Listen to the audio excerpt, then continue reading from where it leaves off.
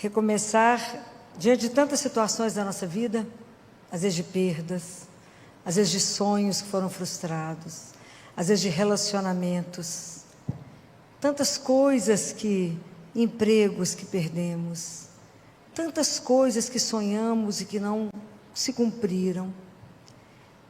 Possível, é como a imagem dos discípulos quando Jesus é morto, e eles estão desolados, desorientados, confugindo o mar, né? Então, às vezes, é a imagem que a gente está também desolada, desorientada, não sabe qual caminho tomar, e Jesus aparece de manhã, não é? E quando Jesus chega, tudo muda, e Ele sempre sussurra no nosso ouvido que é possível recomeçar. Então, eu falava para vocês a semana passada que a gente precisa de palavras benditas, né? De palavras que sejam ditas para nós, para que a gente possa ter a coragem, ter o desafio de falar: eu posso recomeçar. Eu não preciso ficar sentado como vitimista da minha história, mas eu posso escrever um novo capítulo. Eu posso recomeçar, porque Jesus nos dá a garantia da presença dEle conosco, e se Ele está presente, o nosso coração já se inflama. Então, nós vimos que a gente precisa da esperança e da confiança. São duas palavras que a gente precisa tomar a coragem de colocar o pé de novo na estrada e de entender que a vida te chama agora. A vida não te chama para amanhã, é para hoje. Então, quando a vida gritar por você, responda: presente. Eu estou presente a esse momento que a vida me chama. Que a gente não pode andar arrastando a esperança, naquele cansaço, sabe? Fala: estou cansada de esperar. Que nada, nós temos que estar renovados a cada dia, na certeza de uma presença que nos acompanha. Então, na confiança e na esperança, nós vimos que a confiança e a esperança do cristão tem um nome, que é Jesus. Essa é a nossa esperança, não é? Essa é a nossa certeza da nossa caminhada, a certeza de sermos conhecidos e amados. Mas além dessas duas palavras que nós conversamos muito semana passada, nós temos mais 3 palavras que são necessárias no caminho para que a gente consiga voltar a caminhar. Então, a terceira palavra que a gente precisa é de reconciliação. São Paulo fala assim: em nome de Jesus eu vos peço, reconciliai-vos com Deus. Reconciliai-vos convosco e com o outro. E o quanto é difícil, às vezes a gente pensa: não, imagina, Filó, não tem necessidade. Mas às vezes a gente perde alguém que a gente ama, e a primeira reação nossa é falar: eu briguei com Deus, estou de mal dele, porque ele me tirou. Me tirou quem? De quem somos dono? Nós temos uma interpretação errada, não é? De que somos dono? Não somos dono de nada. As pessoas que nos são dadas, elas nos são dadas como um presente por um tempo. Só que a gente não acha isso. A gente nem pensa nisso, né? Então a gente se perde, achando que tudo é meu, né? Nada é meu. Tudo é do Pai, mas a gente não vive nessa realidade, não. Então a gente vive brigando com Deus, e com imagens de Deus que a gente precisa reconciliar. A gente acha que Deus é juiz, que Deus é aquele que eu posso negociar. Então, Senhor, se o Senhor me der isso, eu paro de fumar. Bom para você, vai desintoxicar. Para Deus, qual a diferença faz? Daqui a pouco nós temos quaresma, e o povo fala: não, fiquei sem comer carne 40 dias. É mesmo? Que bom para você. Para Deus serviu de nada, é nada mesmo. Se você tivesse pego essa carne e dado para alguém que passa fome, aí agradaria o coração de Deus. Mas você come carne todo dia, qual a diferença ficar 40 dias sem carne? Você pegou todas as outras proteínas. Compreende, Deus não é o Deus da troca, não. Se eu fizer isso, só faz isso? Não, são conceitos errados. Não, como que aconteceu isso comigo? Eu sou dizimista, frequento a igreja, vou à missa domingo. De vez em quando eu rezo um terço. Dou até uma roupa que eu não uso. Gente, os nossos conceitos têm que melhorar. Até entender que eu tenho um pai, né? Aquilo que eu falei semana passada, que sonhou comigo antes da criação do mundo, que contou todos os fios de cabelo da nossa cabeça, e não cai nenhum sem que Ele permita, que me ama incondicionalmente, que me aceita, mesmo minha miséria, Ele me aceita do jeito que eu sou, do jeito que eu estou, na verdade, porque Ele tem um sonho para mim, é diferente. Então eu preciso reconciliar com Ele, eu preciso entender que Deus não está contra mim, Ele está a meu favor, ok? Deus me ama. Se a gente não caminhar baseado nesse amor incondicional, a vida nossa, se ela não estiver sustentada por esse amor, a gente não vai andar, porque os problemas vão chegar para todos nós. O que me sustenta é a certeza de que minha vida não é um acaso, ela tem um propósito, aquela vida é bem-aventurada, apesar de eu estar vivendo um momento difícil agora, mas eu não estou sozinha, eu estou acompanhada. É essa certeza, essa é a fé que tem que deixar o nosso coração nutrido, alimentado, com coragem de começar de manhã. Então eu preciso me reconciliar comigo. E às vezes eu falo, mas você foi uma... Como é que você faz uma dessa e erra desse jeito? Mas como é que você caiu nisso?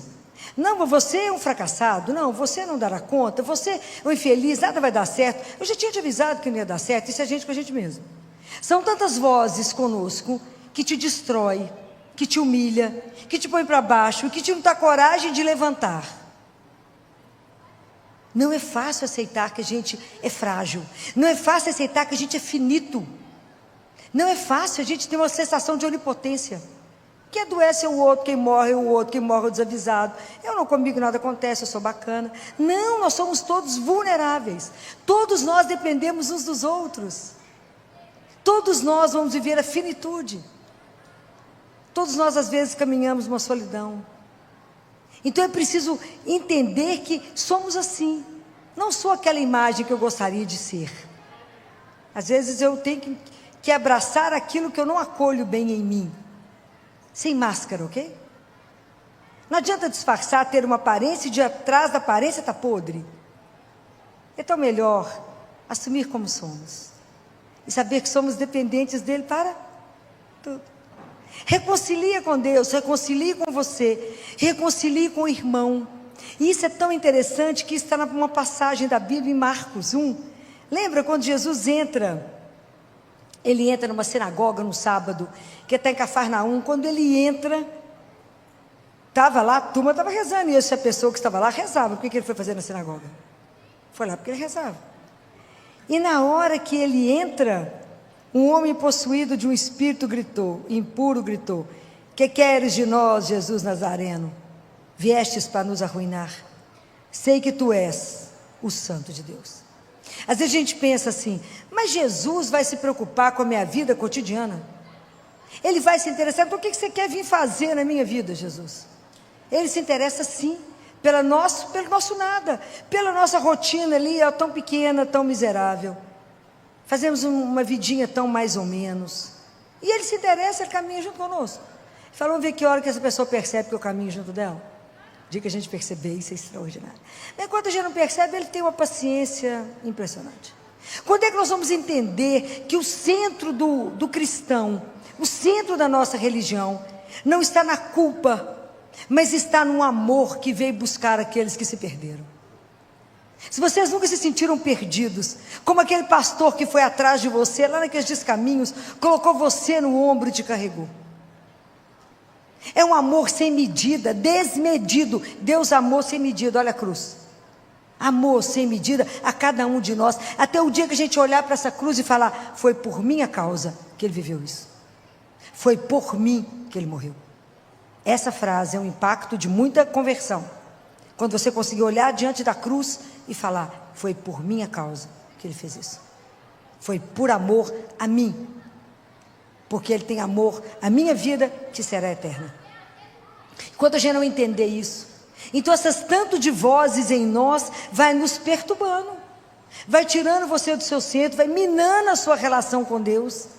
Vai falando, você não vai a lugar nenhum. Quem que você pensa que você é? Porque já tem a turma que já fala isso com você. Mas a turma, você com essas vozes dentro de você mesmo, isso te destrói. Então por isso que Jesus fala, cala-te e sai dele. Nós temos que ter coragem de abafar essas vozes que ficam perturbando a nossa vida. E te diminuindo, te desorientando, te fazendo com que você fique pior do que você já estava. Então, às vezes você está vivendo uma situação difícil, às vezes um desemprego, e você pensa, mas é isso mesmo, você não fala 10 línguas, o outro que é competente, que tinha que assumir mesmo, você não, você é incapaz.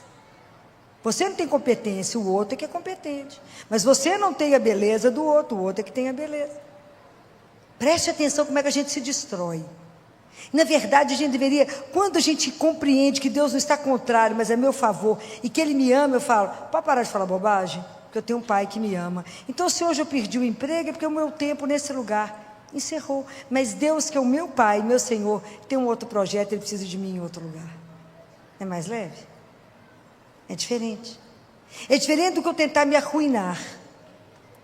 É diferente de eu tentar ficar nutrindo em mim, então, uma mágoa e um desejo de vingança.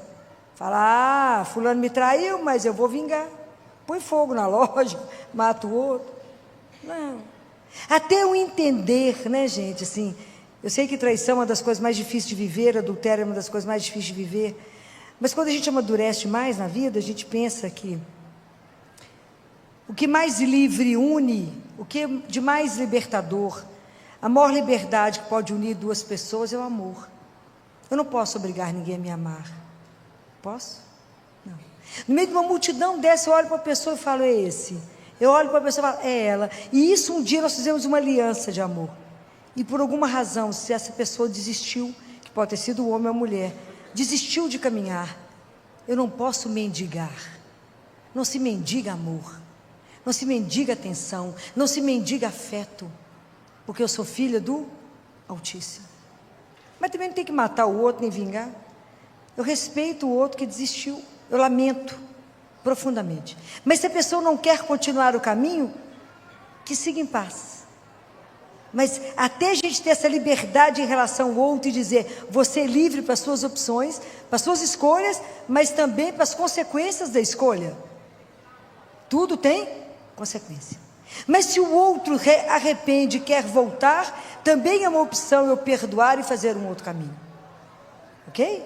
Mas a gente tem que ser livre em relação a isso. Mas entender que Deus está junto e não contrário. E que se eu não me amar, não me aceitar, não me acolher, se eu não me perdoar, como é que eu vou dar conta de fazer isso com o outro? Não farei. Eu também tenho que ver a minha vida a partir de Deus. Pensem nisso. É preciso reconciliar. É preciso falar, puxa vida, Filó, você não precisava ter feito isso, né? Fez errado. Mas eu também eu me perdoo. É como é difícil a gente se perdoar, não é? Como é difícil a gente falar, eu te perdoo. Você fez uma bobagem ali, eu te perdoo. Eu mesma comigo. Como é difícil. Porque a gente às vezes tem uma imagem da gente muito perfeita. E não somos nada disso. Nós somos luz e treva. Aquilo que São Paulo falou, eu não faço o bem que eu quero, eu faço o mal que eu não quero, porque dentro de nós tem uma ambivalência, tem o bom e o ruim que convivem conosco. Por isso é que a gente precisa trabalhar isso em nós, para que a gente possa ser transformado, que é a quarta palavra, que é quando eu aceito esse Deus que me ilumina, que me mostra. E Jesus fala isso de uma forma tão linda naquele livro Ensino e Êxodo. Ele fala, como é que eu posso reconhecer que uma palavra que você está escutando pertence a mim ou não? Como é que você sabe que isso veio de Deus ou não veio dele? Como é que é essa clareza dentro de vocês? Porque tudo que é de Deus tem que te gerar paz e te promover. Deus jamais vai te oprimir. Deus jamais vai te humilhar. Isso é coisa do encardido. Deus não. O nosso Deus que nos ama, jamais Ele vai te oprimir. Jamais. Ele veio para nos libertar. Ele veio para nos tirar das cadeias que nos aprisionam. Ele veio para nos colocar para cima. Ele veio para nos colocar de pé.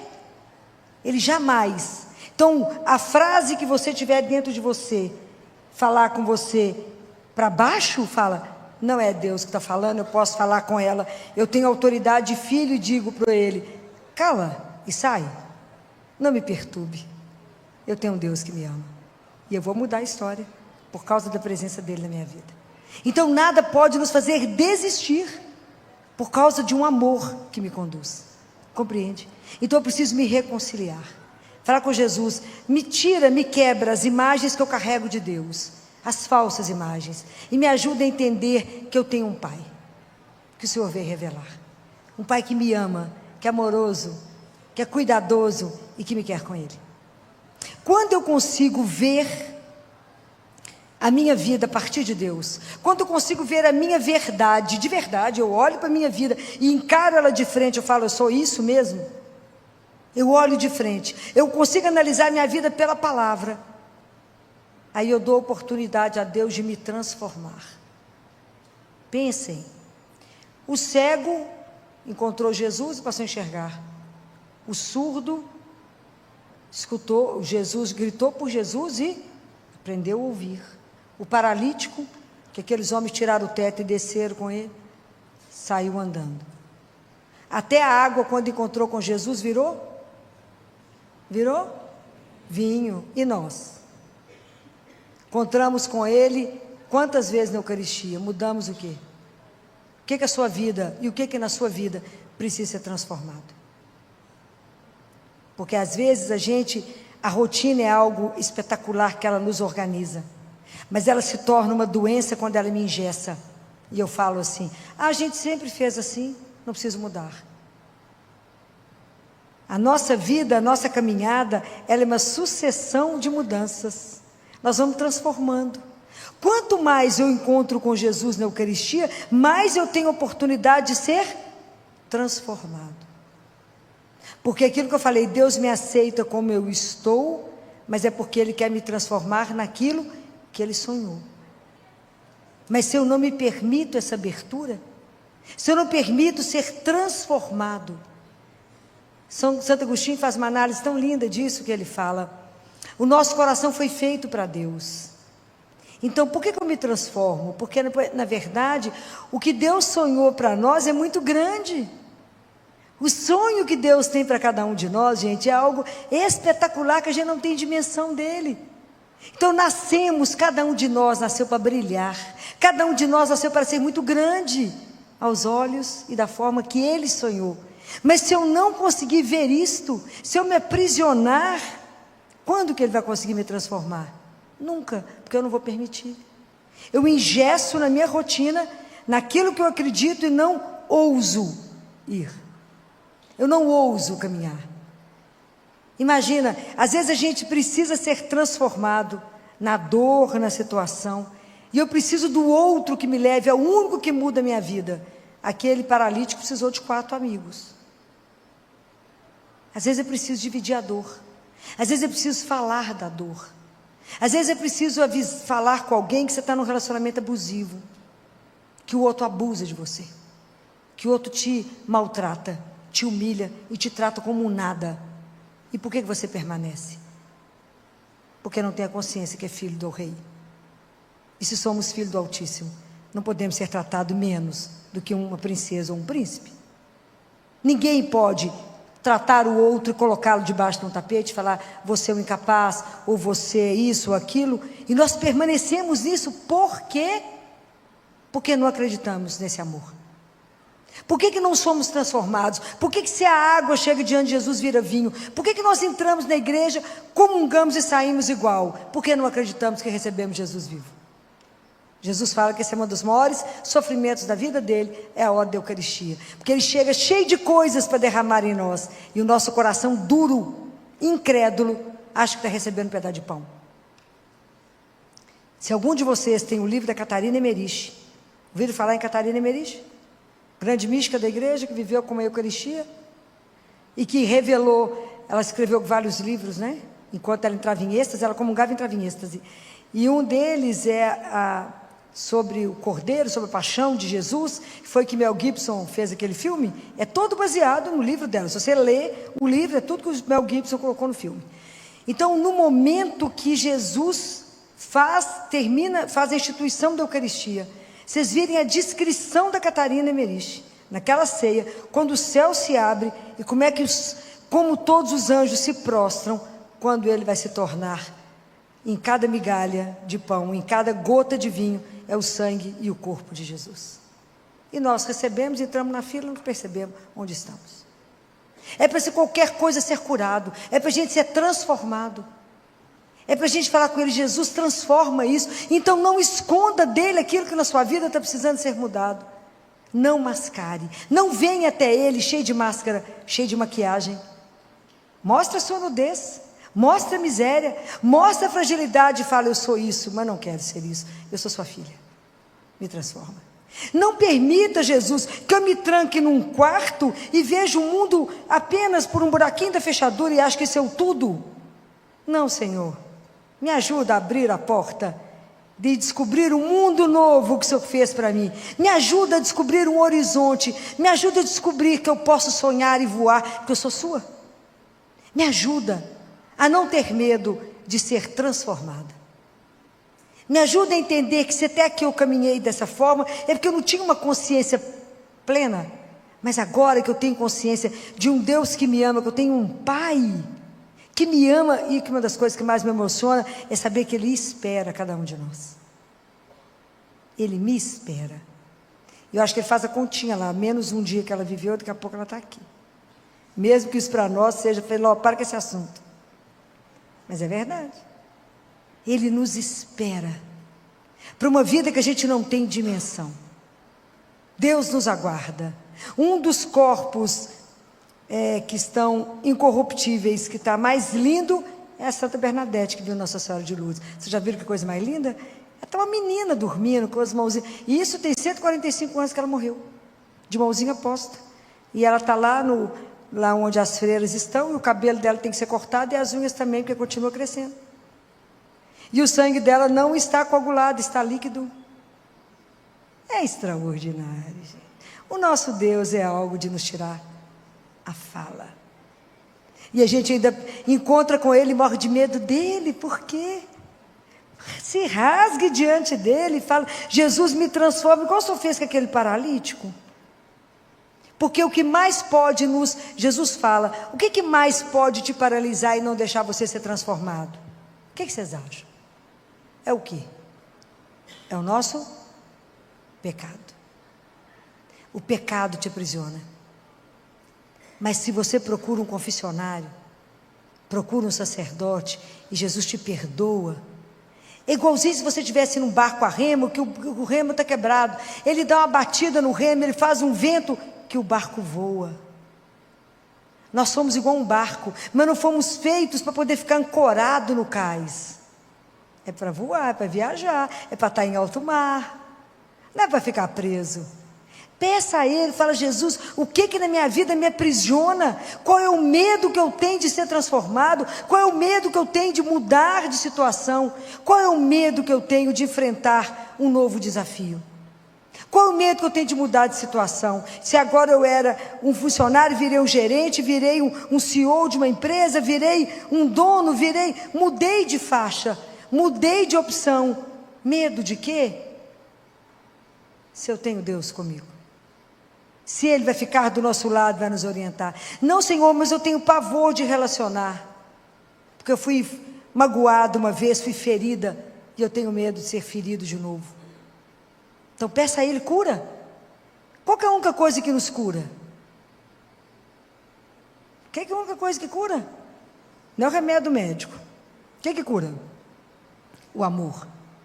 O amor é a maior força do universo, né, gente? É a única coisa que cura. Eu já vi gente levantar de coma por causa do amor. É a maior força que existe no mundo, é o amor. É a única coisa que te transforma, é o amor incondicional de Deus. É quando você se sente amado de uma tal forma que você é restaurado. Ele fala: aos olhos do mundo a gente pode não valer nada, menos um, mas para Ele nós somos 100%. Porque Ele morreu por nós. Isso é algo para pensar.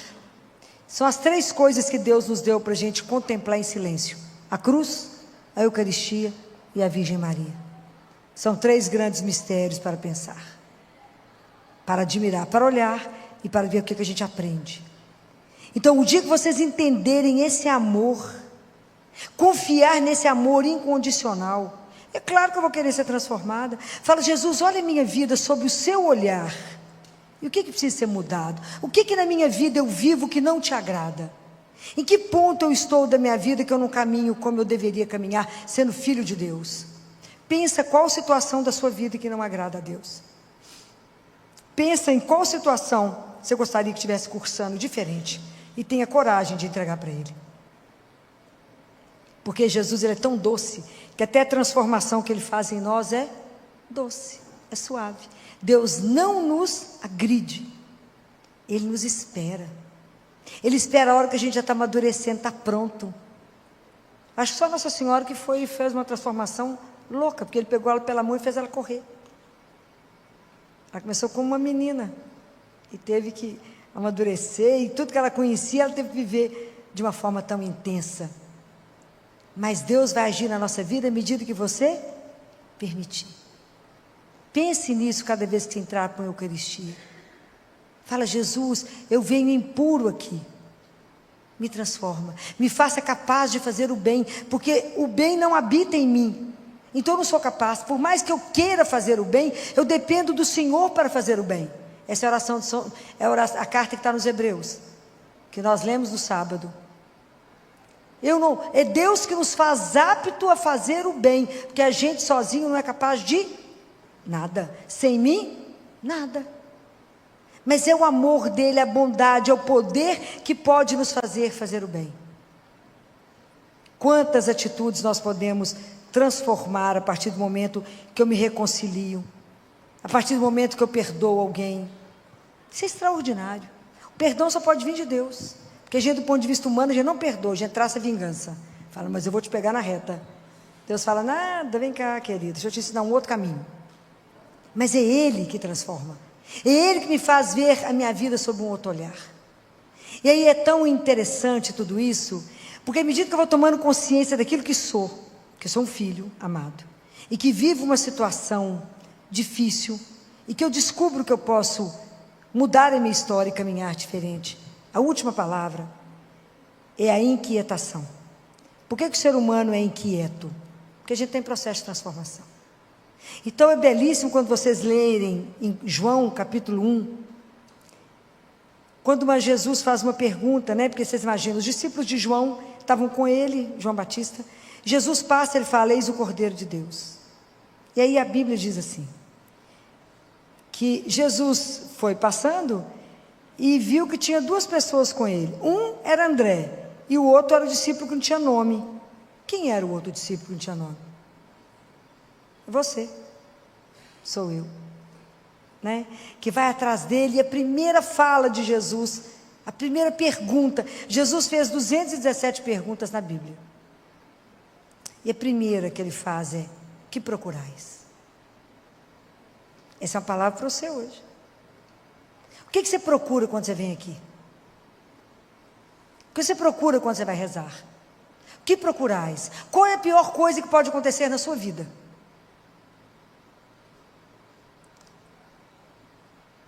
Fala: ficar pobre, filho. Perder o emprego. O que é a pior coisa que pode acontecer na sua vida? É perder o desejo de Deus. É perder o desejo de caminhar, de ter uma paixão, de viver uma vida com sentido. Sabe quando a gente se acomoda naquilo e se arrasta, e a pessoa fala com você: o que você tem? Você fala: nada. Você está triste? Não. O que aconteceu? Nada. O que você quer? Nada. Misericórdia. Isso é assídia. É aquela pessoa que não deseja nada, aquela vida, é o que eu falo de água de chuchu rala, aquela coisa que não tem sal nem tem açúcar, aquela coisa sonsa, insonsa, pelo amor de Deus. A vida tem que ter paixão. Se o Evangelho não fizer você ter paixão, não te revirar, por isso que o livro mais de inquietude que existe chama Evangelho. É a Bíblia, porque Jesus está sempre te questionando, Ele está sempre fazendo uma pergunta: o que você procura? É muito grave se a gente for sequestrado pelo consumismo, que faz com que você ache que o seu desejo está resumido naquilo que o dinheiro te dá. É muito pobre. É muito pobre. Se achar que aquilo que eu possuo na mão é o desejo que resume a minha vida, é pouco demais.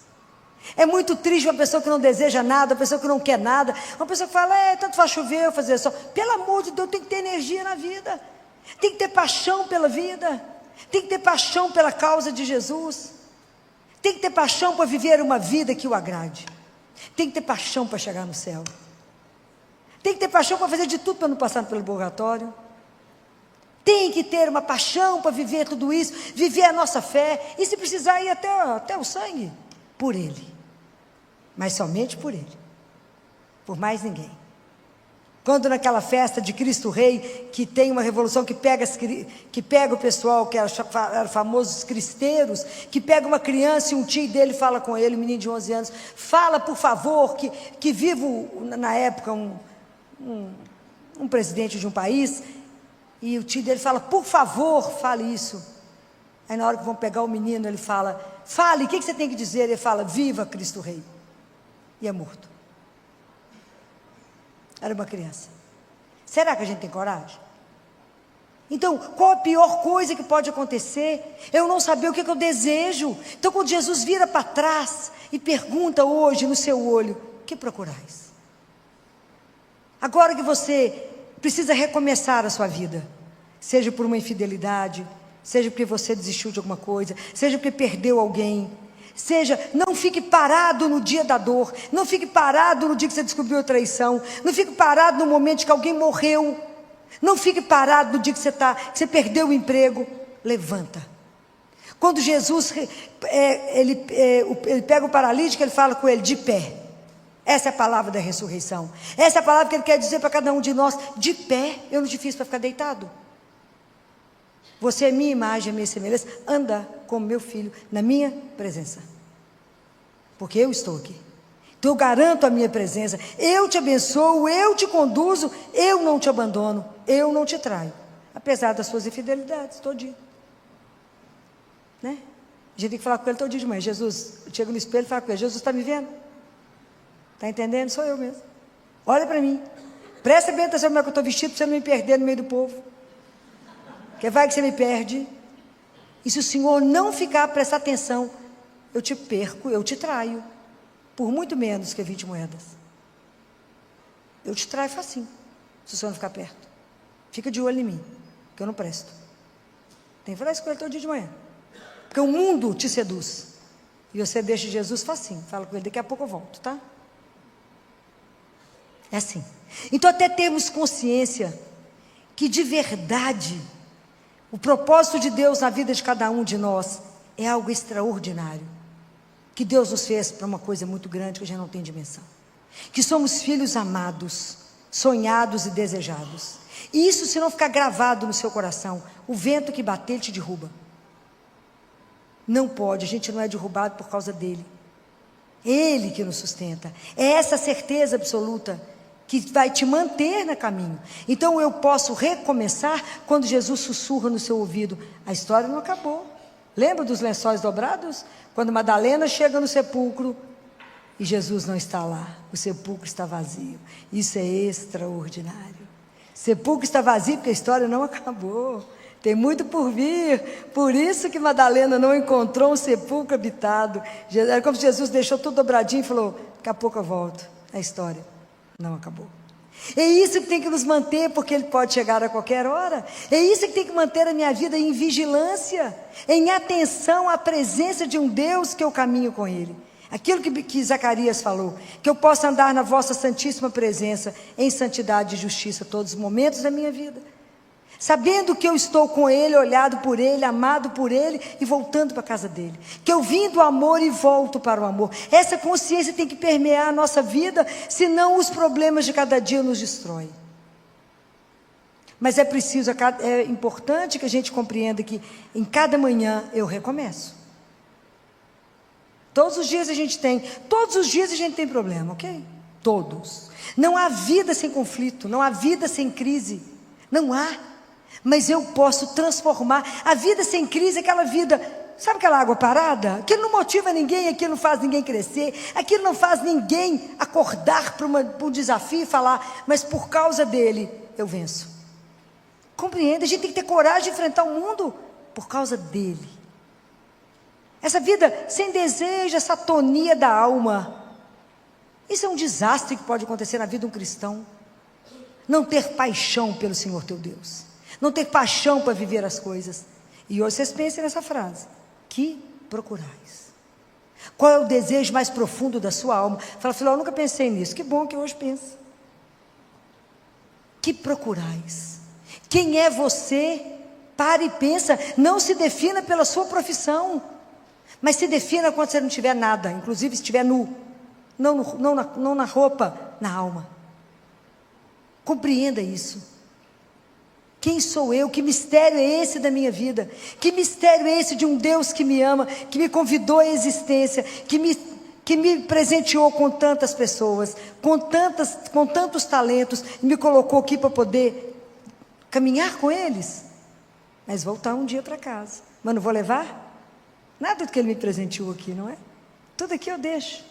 Mas vou levar somente o quê? O que eu levo? Qual é a única coisa que eu vou poder levar para Jesus? Somente o amor que eu tiver vivido. Mais nada. Mais nada. Por isso a gente tem que pedir a Ele, me dê a graça de te amar mais. Vocês já pediram isso para Ele? Jesus, me dá a graça de te amar mais, eu quero te amar mais. Me ajuda a te amar. Me ajuda, eu quero viver uma aventura com o Senhor como os discípulos viveram. Eu quero ser pescador de homens. Eu quero viver uma vida que tem sentido. Eu quero envelhecer, ser consumido, sabendo que é por Ti. Eu quero, quando ele perguntou para os discípulos, que procurais? Ele falou, venha ver. Será que a gente tem coragem? Venha ver, caminhe comigo. Ande na minha presença. A gente não pode ficar paralisado. Vamos pedir a Jesus hoje que nos liberte. Às vezes do dia da dor, de uma notícia que me paralisou, de um medo que eu tenho. Fala, Jesus, todo obstáculo à transformação são os meus medos, é a minha paralisia. Me tira da paralisia, como se eu tirou aquele paralítico que estava numa cama, e se eu pôs ele para andar. Faz isso comigo, põe minha vida em movimento, faz com que o Espírito faça com que minha vida esteja em movimento. Aquilo que, quando Bernadette ela foi avaliada por uma equipe de Roma, né? O Vaticano mandou uma equipe de homens, de cardeais, para poder avaliar Elizabeth, para ver se ela não estava mentindo, se ela não estava imaginando. E aí um deles, no final, pergunta para ela, como é que você sabia que você tinha que ir na gruta?